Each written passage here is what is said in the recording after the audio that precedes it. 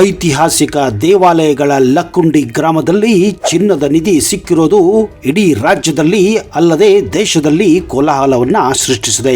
ಅಲ್ಲದೆ ಲಕ್ಕುಂಡಿ ಗ್ರಾಮದಲ್ಲಿ ಎಲ್ಲಿ ಅಗೆದರೂ ನಿಧಿ ಅಡಗಿದೆ ಎಂಬ ಚರ್ಚೆ ಈಗ ಜೋರಾಗಿದೆ. ಲಕ್ಕುಂಡಿಯಲ್ಲಿ ನಿಧಿ ಸಿಕ್ಕ ಬೆನ್ನಲ್ಲೇ ಉತ್ಖನನ ಕೂಡ ಶುರುವಾಗಿದ್ದು ನಿಮಗೆಲ್ಲ ಗೊತ್ತು. ಈ ಬೆನ್ನಲ್ಲೇ 91 ವರ್ಷದ ತೋಟಯ್ಯ ಎಂಬುವರು ಸ್ಫೋಟಕ ಹೇಳಿಕೆಯೊಂದನ್ನ ನೀಡಿದ್ದಾರೆ. ಲಕ್ಕುಂಡಿಯಲ್ಲಿ ವಾಮಾಚಾರ ಅಂದ್ರೆ ಬ್ಲಾಕ್ ಮ್ಯಾಜಿಕ್ ಮಾಡಿ ನಿಧಿ ಹುಡುಕಲು ಯತ್ನಿಸುತ್ತಿದ್ದರು ಎನ್ನುವ ಮಾತು ಈಗ ಕುತೂಹಲಕ್ಕೆ ಕಾರಣ ಕೂಡವಾಗಿದೆ. ಮಳೆಯಾದ್ರೆ ಸಾಕು ನಿಧಿ ಸಂಗ್ರಹಣೆ ಮಾಡಲು ಇಲ್ಲಿಗೆ ಜನರು ಬರುತ್ತಿದ್ರು. ಲಕ್ಕುಂಡಿ ತೋಟಯ್ಯ, ಕಾಶಯ್ಯ, ಪತ್ರಿಮಠ ಎಂಬುವರಿಗೂ ಕೂಡ ಹಿಂದೆ ಪುರಾತನ ವಸ್ತುಗಳು ಹಾಗೂ ನಿಧಿ ಕೂಡ ಸಿಕ್ಕಿದೆ ಎನ್ನುವ ಮಾತನ್ನ ಹೇಳಿದ್ದಾರೆ. ನಿಧಿ ಸಂಗ್ರಹಣೆ ಮಾಡುವುದನ್ನ ಕಾಯಕ ಮಾಡಿಕೊಂಡಿರುವ ತೋಟಯ್ಯ ಅವರು ಪಂಚನೀಲ, ಗಾಣಿಗನೀಲ, ಇಂದ್ರನೀಲ, ನೀಲದ ಹೊರಳು, ಜಂಬನೀಲ, ಚಿನ್ನ, ಸ್ಫಟಿಕ ನಾಣ್ಯಗಳ ಅವರಿಗೆ ಸಿಕ್ಕಿದೆ ಎಂದು ಹೇಳಿಕೊಂಡಿದ್ದಾರೆ. ಈ ಬಗ್ಗೆ ಮಾತನಾಡಿರುವ ತೋಟಯ್ಯ ಅವರು, ಮಳೆ ಆದ್ರೆ ಸಾಕು ನಿಧಿ ಸಂಗ್ರಹಣೆ ಮಾಡಲು ನಾವು ಹೋಗುತ್ತಿದ್ದೆ. ಸಿಕ್ಕ ಚಿನ್ನವನ್ನ ಮಾರಾಟ ಮಾಡಿ ಜೀವನ ನಡೆಸುತ್ತಿದ್ದೆ. ಗದಗನಲ್ಲಿ ಸಾಕಷ್ಟು ವಸ್ತುಗಳನ್ನ ನಾನು ಮಾರಾಟ ಮಾಡಿದ್ದೇನೆ ಎಂದು ಹೇಳಿಕೊಂಡಿದ್ದಾರೆ. ಕಡಿಮೆ ಬೆಲೆಗೆ ನಿಧಿಯನ್ನ ಮಾರಿದ್ದೇನೆ. ನಾನು ಸಂಗ್ರಹಿಸಿದ ವಸ್ತುಗಳನ್ನ ಸರ್ಕಾರಕ್ಕೆ ನೀಡಿಲ್ಲ ಎಂದು ತೋಟಯ್ಯ ಅವರು ಹೇಳಿಕೆಯನ್ನ ಕೊಟ್ಟಿದ್ದಾರೆ. ಹಾಗಾದ್ರೆ ಲಕ್ಕುಂಡಿ ದೇವಾಲಯದಲ್ಲಿ ಭಾರಿ ಪ್ರಮಾಣದ ನಿಧಿ ಇದೆಯಾ? ಹೌದು. ಮುಂದುವರೆದು ಅವರು ಮಾತನಾಡಿ, ಅವರು ಲಕ್ಕುಂಡಿ ಕೋಟೆಯ ವೀರಭದ್ರ ದೇಗುಲದಲ್ಲಿ ಕೆಲವರು ನಿಧಿ ಹುಡುಕಲು ಹೋಗಿದ್ದರು. ವಾಮಾಚಾರ ಮಾಡಿ ನಿಧಿಯನ್ನ ಪಡೆಯಲು ಹಿಂದೆ ಪ್ರಯತ್ನಿಸಿದ್ದರು. ಲೋಹಿಗುಂಡೆಯ ಉತ್ತರ ದಿಕ್ಕಿಗೆ ವೀರಭದ್ರ ದೇವರು ಇದೆ. ವೀರಭದ್ರ ದೇವರ ದೃಷ್ಟಿ ಎದುರು ಮಾಡ ಇದೆ. ಮಾಡದ 11 ಅಡಿ ಕೆಳಗಡೆ ನವರತ್ನ ಕಳಚಿ 7 ಅಡಿಯ ಬಂಗಾರ ಸರ್ಪ ಉಂಟು. ಮೀಸಲು ತುಪ್ಪವ ಮುಟ್ಟಿಸಿ ಪಂಚಾಮೃತ ಮುಟ್ಟಿಸಿದ್ರೆ ನಿಧಿ ಬರುತ್ತದೆ. ಈ ಬಗ್ಗೆ ಪುಸ್ತಕದಲ್ಲೂ ಕೂಡ ನಾನು ಓದಿದ್ದೇನೆ ಹಾಗೂ ನಮ್ಮ ಹಿರಿಯರು ಕೂಡ ಹೇಳಿದ್ದನ್ನ ಕೇಳಿದ್ದೇನೆ ಅನ್ನೋದನ್ನ ಅವರು ಹೇಳಿಕೊಂಡಿದ್ದಾರೆ. ಹೌದು, 91 ವರ್ಷದ ತೋಟಯ್ಯ ಅವರು ಇತ್ತೀಚೆಗೆ ಒಂದು ನ್ಯೂಸ್ ಚಾನೆಲ್ಗೆ ಕೊಟ್ಟಂತಹ ಸಂದರ್ಶನದಲ್ಲಿ ಈ ವಿಷಯವನ್ನೆಲ್ಲ ಅವರು ಹೇಳಿಕೊಂಡಿದ್ದಾರೆ. ಹೌದು, 2026 ಜನವರಿ ತಿಂಗಳು ಲಕ್ಕುಂಡಿಯಲ್ಲಿ ನಡೆದ ಒಂದು ಘಟನೆ ಇಡೀ ರಾಜ್ಯವನ್ನಲ್ಲದೆ ಇಡೀ ದೇಶವನ್ನೇ ತನ್ನತ್ತ ಗಮನ ಸೆಳೆಸಿತ್ತು.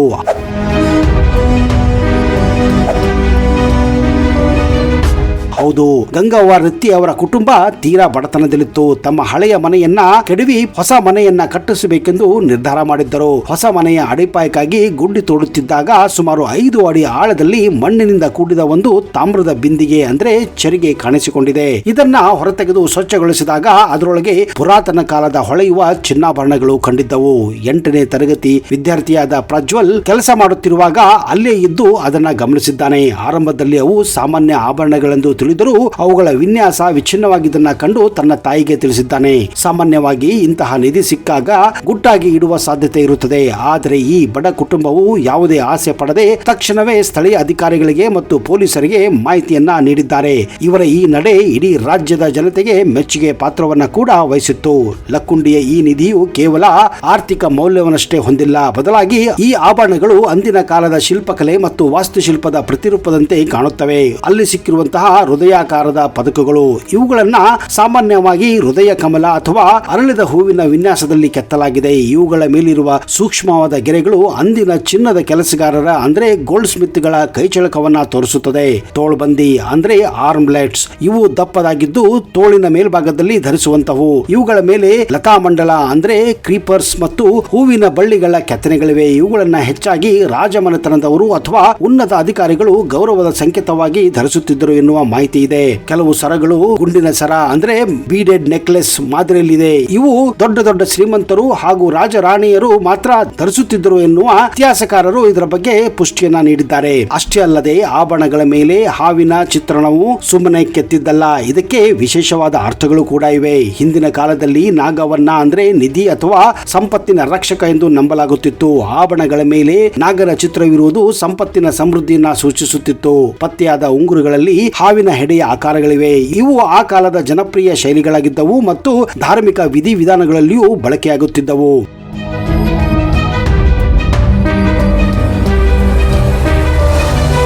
ಆದರೆ ಈ ಆಭರಣಗಳು ಪತ್ತೆಯಾದ ರೀತಿ ಕೆಲವು ಮುಖ್ಯ ಪ್ರಶ್ನೆಗಳನ್ನ ಈಗ ಹುಟ್ಟಿಹಾಕಿವೆ. ಮುಖ್ಯವಾಗಿ ಈ ಆಭರಣಗಳು ಒಂದೇ ಬಿಂದಿಗೆಯಲ್ಲಿ ಕ್ರಮಬದ್ಧವಾಗಿ ಜೋಡಿಸಿಟ್ಟಂತೆ ಸಿಕ್ಕಿವೆ. ಇದರರ್ಥ ಇವುಗಳನ್ನ ಯಾರೋ ಕಳೆದುಕೊಂಡಿಲ್ಲ, ಬದಲಾಗಿ ಯುದ್ಧ ಅಥವಾ ಆಕ್ರಮಣದ ಭಯದಿಂದ ಸುರಕ್ಷಿತವಾಗಿರಲಿ ಎಂದು ಭೂಮಿಯಲ್ಲಿ ಹೂತಿಟ್ಟಿದ್ದಾರೆ. ಇಷ್ಟೊಂದು ಪ್ರಮಾಣದ ಅಂದ್ರೆ 470 ಗ್ರಾಂ ಚಿನ್ನವು ಒಬ್ಬ ಸಾಮಾನ್ಯ ಮನುಷ್ಯನಿಗೆ ಸೇರಿರಲು ಸಾಧ್ಯವಿಲ್ಲ.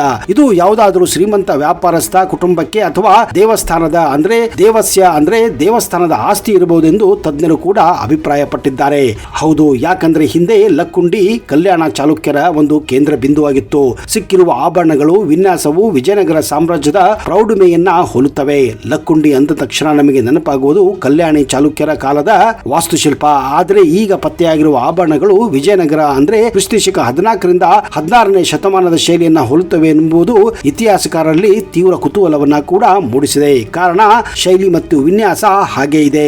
ವಿಜಯನಗರದ ಆಭರಣಗಳು ಮತ್ತು ಪ್ರೌಢಿಮೆ ಮತ್ತು ದಪ್ಪನೆಯ ಕೆತ್ತಗಳಿಗೆ ಹೆಸರಾಗಿದ್ದವು. ಸಿಕ್ಕಿರುವ ಸರಗಳು ಮತ್ತು ತೋಳ್ಬಂದಿಗಳು ಹಂಪಿಯ ಶಿಲ್ಪದಲ್ಲಿ ನೀವು ಕಾಣಬಹುದಾಗಿದೆ. ಈ ಆಭರಣಗಳ ವಿನ್ಯಾಸವು ಅದಕ್ಕೆ ಹತ್ತಿರವಾಗಿದೆ. ವಿಜಯನಗರ ಸಾಮ್ರಾಜ್ಯದ ಪತನದ ನಂತರ ಅಂದ್ರೆ ತಾಳಿಕೋಟೆ ಯುದ್ಧದ ನಂತರ ಶತ್ರು ಸೈನಿಕರ ಲೂಟಿಯಿಂದ ಬಚಾವಾಗಲು ಜನರು ತಮ್ಮ ಅಮೂಲ್ಯ ಸಂಪತ್ತನ್ನ ಮಣ್ಣಿನ ಅಡಿಯಲ್ಲಿ ಹುಚ್ಚಿಟ್ಟಿರುವುದು ಸಾಮಾನ್ಯವಾಗಿತ್ತು. ಈ ಚರಿಗೆಯು ಅಂತಹದೇ ಒಂದು ಘಟನೆ ಎಂದು ಈಗ ಇತಿಹಾಸಕಾರರು ಹೇಳುತ್ತಿದ್ದಾರೆ. ಇದು ಲಕ್ಕುಂಡಿ ಕೇವಲ ಚಾಲುಕ್ಯರ ಕಾಲಕ್ಕೆ ಸೀಮಿತವಾಗದೆ ನಂತರ ವಿಜಯನಗರದ ಕಾಲದ ಅರಸರ ಕಾಲದಲ್ಲಿಯೂ ಅತ್ಯಂತ ಪ್ರಭಾವಶಾಲಿ ಮತ್ತು ಶ್ರೀಮಂತ ಕೇಂದ್ರವಾಗಿ ಮುಂದುವರೆದಿತ್ತು ಎಂಬುದನ್ನ ಇದು ಈಗ ಸಾಬೀತುಪಡಿಸಿದೆ.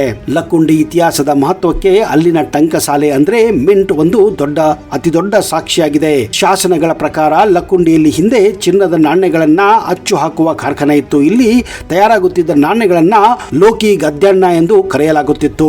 ಒಂದು ಊರಿನಲ್ಲಿ ಟಂಕಸಾಲೆ ಇತ್ತು ಅಂದ್ರೆ ಆ ಊರು ಅಂದಿನ ಕಾಲದ ರಿಸರ್ವ್ ಬ್ಯಾಂಕ್ ನಂತೆ ಕಾರ್ಯವನ್ನ ನಿರ್ವಹಿಸುತ್ತಿತ್ತು ಎಂದರ್ಥ. ಈಗ ಸಿಕ್ಕಿರುವ 470 ಗ್ರಾಂ ಚಿನ್ನದ ಆಭರಣಗಳು ಲಕ್ಕುಂಡಿಯ ಈ ಆರ್ಥಿಕತೆಯ ಸಮೃದ್ಧಿಯ ಶೇಷಗಳಾಗಿವೆ. ಈ ನಿಧಿಯು ಕೇವಲ ವ್ಯಕ್ತಿಗಳ ಆಭರಣಗಳಲ್ಲ, ಬದಲಾಗಿ ಲಕ್ಕುಂಡಿಯಲ್ಲಿದ್ದ ಸರ್ವಕಾರರ ಅಂದ್ರೆ ಚಿನ್ನದ ಕೆಲಸಗಾರರ ಅಪ್ರತಿಮ ಕೌಶಲ್ಯಕ್ಕೆ ಹಿಡಿದ ಕನ್ನಡಿಯಾಗಿದೆ.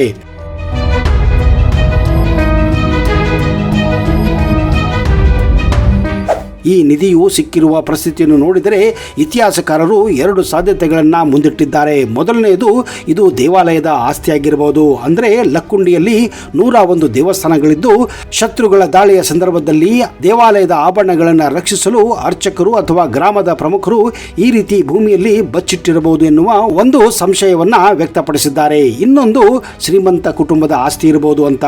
ಹೌದು, ಅತ್ತಿಮಬ್ಬೆಯಂತಹ ದಾನ ಚಿಂತಾಮಣಿಯರು ಬೆಳೆದು ಬಾಳಿದ ನಾಡಿದು. ಇಲ್ಲಿನ ವರ್ತಕರು ಮತ್ತು ಶ್ರೀಮಂತರು ಅಂತಾರಾಷ್ಟ್ರೀಯ ಮಟ್ಟದಲ್ಲಿ ವ್ಯಾಪಾರ ಮಾಡುತ್ತಿದ್ದರು. ಅವರ ಕುಟುಂಬದ ಸಂಗ್ರಹ ಇದಾಗಿರಬಹುದು ಎನ್ನುವ ಇನ್ನೊಂದು ಊಹೆಯನ್ನ ವ್ಯಕ್ತಪಡಿಸಿದ್ದಾರೆ.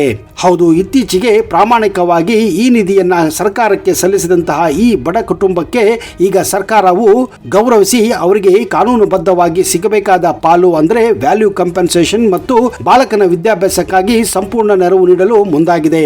ಹೌದು, ಯಾಕಂದ್ರೆ ಯಾವುದೇ ನಿಧಿ ಸಿಕ್ಕಾಗ ಒಂದು ವೇಳೆ ಆ ಸಿಕ್ಕಂತ ನಿಧಿಯನ್ನ ಆ ವ್ಯಕ್ತಿ ಸರ್ಕಾರಕ್ಕೆ ಕೊಟ್ಟರೆ 20% ಆ ನಿಧಿಯ ಭಾಗವನ್ನ ಆ ವ್ಯಕ್ತಿಗೆ ಕೊಡಬೇಕೆನ್ನುವುದು ಕಾನೂನಿನಲ್ಲಿ ಬರೆಯಲಾಗಿದೆ. ಹೀಗಾಗಿ 20% ಆ ನಿಧಿಯನ್ನ ಅದರ ವ್ಯಾಲ್ಯೂವನ್ನ ಆ ಬಡ ಕುಟುಂಬಕ್ಕೆ ಕೊಡಬೇಕು ಅನ್ನುವುದು ಪ್ರತಿಯೊಬ್ಬ ಜನರು ಈಗ ಸರ್ಕಾರಕ್ಕೆ ಒತ್ತಾಯ ಮಾಡುತ್ತಿದ್ದಾರೆ. ಪ್ರಸ್ತುತ ಈ ಆಭರಣವನ್ನ ಈಗ ಜಿಲ್ಲಾ ಖಜಾನೆಯಲ್ಲಿ ಸುರಕ್ಷಿತವಾಗಿಡಲಾಗಿದೆ. ಇತಿಹಾಸ ತಜ್ಞರು ಮತ್ತು ಪುರಾತತ್ವ ಇಲಾಖೆಯವರು ಇವುಗಳ ನಿಖರವಾದ ಕಾಲಮಾನವನ್ನ ತಿಳಿಯಲು ಕಾರ್ಬನ್ ಡೇಟಿಂಗ್ ಅಥವಾ ಲೋಹದ ಪರೀಕ್ಷೆಯನ್ನು ಕೂಡ ನಡೆಸುತ್ತಿದ್ದಾರೆ.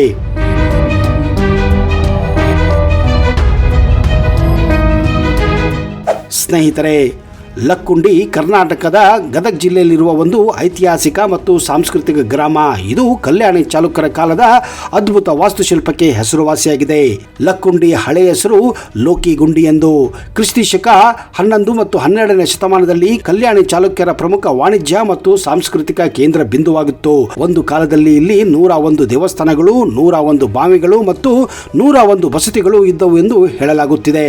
ಇಲ್ಲಿನ ದೇವಸ್ಥಾನಗಳು ಸೋಪ್ ಸ್ಟೋನ್ ಅಥವಾ ಬಳಪದ ಕಲ್ಲಿನಿಂದ ಕೆತ್ತಲ್ಪಟ್ಟಿವೆ. ಇದು ಅತ್ಯಂತ ಸೂಕ್ಷ್ಮ ಕೆತ್ತನೆಗಳಿಗೆ ಅವಕಾಶ ಮಾಡಿಕೊಟ್ಟಿದೆ. ಇಲ್ಲಿರುವ ಬ್ರಹ್ಮ ಜೀನಾಲಯ ಲಕ್ಕುಂಡಿಯ ಅತ್ಯಂತ ಹಳೆಯ ಮತ್ತು ದೊಡ್ಡ ಜೈನ ಬಸತಿಯಲ್ಲಿ ಒಂದು. ಇದು ಅತ್ಯಂತ ಸುಂದರವಾದ ಕೆತ್ತನೆಯನ್ನು ಕೂಡ ಹೊಂದಿದೆ. ಕಾಶಿ ವಿಶ್ವೇಶ್ವರ ದೇವಾಲಯ ಇದು ಇಲ್ಲಿನ ಮತ್ತೊಂದು ಪ್ರಮುಖ ಆಕರ್ಷಣೆ. ಈ ಜೋಡಿ ದೇವಸ್ಥಾನದ ಕೆತ್ತನೆಗಳು ವಿಶ್ವ ಪ್ರಸಿದ್ಧಿಯಾಗಿವೆ. ಅಷ್ಟೇ ಅಲ್ಲದೆ ಇಲ್ಲಿ ಹಲವಾರು ಕಲಾತ್ಮಕ ಬಾವಿಗಳು ಅಂದ್ರೆ ಕಲ್ಯಾಣಿಗಳು ಕೂಡ ಇವೆ. ಲಕ್ಕುಂಡಿ ತನ್ನ ಸುಂದರವಾದ ಮೆಟ್ಟಲು ಬಾವಿಗಳಿಗೆ ಹೆಸರುವಾಸಿಯಾಗಿದೆ. ಮುಸುಕಿನ ಬಾವಿ ಇಲ್ಲಿನ ಅತ್ಯಂತ ಪ್ರಸಿದ್ಧ ಬಾವಿಯಾಗಿದೆ. ಇದರ ವಿನ್ಯಾಸ ಮತ್ತು ವಾಸ್ತುಶಿಲ್ಪ ನೋಡುಗರನ್ನ ಬೆರಗುಗೊಳಿಸುತ್ತದೆ. ದಾನ ಚಿಂತಾಮಣಿ ಅತ್ತಿಮಬ್ಬೆ ಲಕ್ಕುಂಡಿಯವರು ಅವರು ಜೈನ ಧರ್ಮದ ಪ್ರಸಾರಕ್ಕಾಗಿ ಮತ್ತು ಸಾವಿರಾರು ಹಸ್ತಪ್ರತಿಗಳನ್ನ ತಯಾರಿಸಲು ಅತಿ ದೊಡ್ಡ ಕೊಡುಗೆಯನ್ನ ಅವರು ನೀಡಿದ್ದಾರೆ. ಹೌದು ಸ್ನೇಹಿತರೆ, ನೀವೇನಾದರೂ ಲಕ್ಕುಂಡಿಯನ್ನ ಭೇಟಿ ಮಾಡಬೇಕು ಅಂದ್ರೆ ನೀವು ಮೊದಲು ಗದಗ್ ನಗರಕ್ಕೆ ಹೋಗಬೇಕು. ಗದಗ್ ನಗರದಿಂದ ಇದು ಸುಮಾರು 12 ಕಿಲೋಮೀಟರ್ ದೂರದಲ್ಲಿದೆ. ಇಲ್ಲಿ ಒಂದು ಸಣ್ಣ ಮ್ಯೂಸಿಯಂ ಕೂಡ ಇದ್ದು ಹಳೆಯ ಶಾಸನಗಳು ಮತ್ತು ಶಿಲ್ಪಗಳನ್ನು ಕೂಡ ಸಂರಕ್ಷಿಸಲಾಗಿದೆ. ಸ್ನೇಹಿತರೆ, ನಿಮಗೇನಾದರೂ ಅವಕಾಶ ಸಿಕ್ಕರೆ ಮಿಸ್ ಮಾಡದೆ ತಪ್ಪದೆ ಒಮ್ಮೆ ಗದಗ ಜಿಲ್ಲೆಯ ಲಕ್ಕುಂಡಿಗೆ ಭೇಟಿ ಕೊಡಿ.